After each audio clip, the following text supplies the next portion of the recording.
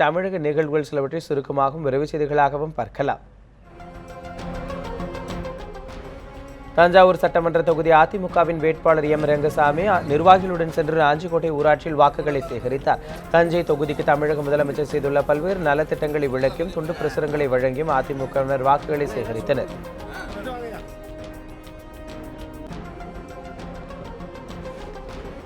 புதுச்சேரி நெல்லித்தோப்பு தொகுதி அதிமுக தேர்தல் அலுவலகத்தை தமிழக அமைச்சர்கள் C V Shanmugam, M C Sampath ஆகியோர் திறந்து வைத்தனர்.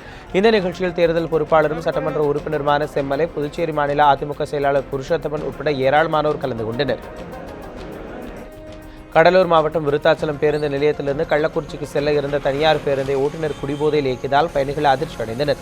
இதனை அறிந்த போலீசார் நடுவழியில் பேருந்தை நிறுத்தி பயணிகளை பத்திரமாக மீட்டனர். இதனைத் தொடர்ந்து ஓட்டுநர் பரமசிவத்தின் மீது குடிபோதையில் பேருந்து ஓட்டியதாக வழக்கு பதிவு செய்து பேருந்தை பறிமுதல் செய்தனர். ஆத்தூர் அருகே மன்னூர் வன காப்புக்காட்டு பகுதியில் 30,000 ரூபாய் மதிப்புள்ள 15 கிலோ எடையுள்ள சந்தன மரத்துகள்களை கடத்திய 2 பேரை வனத்துறையினர் கைது செய்துள்ளனர். கைது செய்யப்பட்ட இருவரும் மன்னூர் கிராமத்தைச் சேர்ந்தவர்கள் என விசாரணையில் தெரியவந்துள்ளது. திருவண்ணாமலை மாவட்டம் வந்தவாசி அருகே கல்லுக்கொல்லை மேட்டில் கடந்த 26ஆம் தேதி நிகழ்ந்த தீ விபத்தில் 3 வீடுகள் எரிந்து சேதமடைந்தது. இதனையடுத்து பாதிக்கப்பட்டவர்களுக்கு இந்து சமய அறநிலையத்துறை அமைச்சர் சேவூர் ராமச்சந்திரன் நலத்திட்ட உதவிகளை வழங்கினார். கிருஷ்ணகிரியில் மாவட்டம் முழுவதும் பட்டாசுகள் விற்பனை மந்தமானதால் தங்களுக்கு லாபம் கிடைக்கவில்லை என சில்லறை வியாபாரிகள் கவலை தெரிவித்தனர்.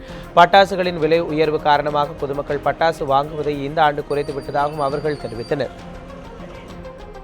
தேனி மாவட்டம் பெரியகுளம் அருகே உள்ள கும்பக்கரை அருவியில் தீபாவளி விடுமுறையொட்டி ஏராளமான சுற்றுலா பயணிகள் குவிந்தனர். இதனையடுத்து பயணிகள் பாதுகாப்புக்காக கூடுதல் வன காவலர்களை வனத்துறையினர் பணியில் ஈடுபடுத்தினர்.